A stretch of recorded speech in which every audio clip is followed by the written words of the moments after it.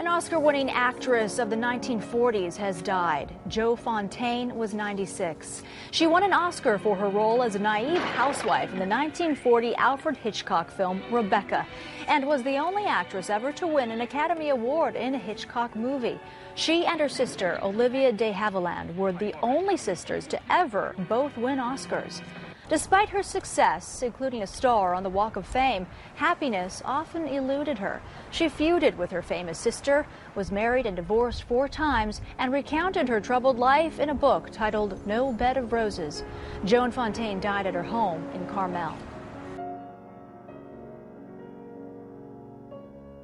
Hollywood loses one of the last Golden Age leading ladies, with several reports out on the death of Joan Fontaine. It's hard to say whether Fontaine was best known for the rivalry with her fellow actress sister or her Oscar-winning performance in Alfred Hitchcock's Suspicion. But even his reassurances seemed almost sinister.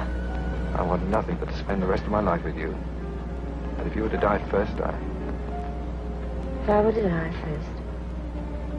Fontaine's acting prowess and, as one Los Angeles Times writer put it, cool beauty earned her 3 Oscar nominations in just a 4-year span in the early 40s. But it was Fontaine's bitter feud with older sister Olivia de Havilland, who also was nominated for an Oscar the year Fontaine won for her role in Suspicion, that grabbed Hollywood reporters' attention. While the sister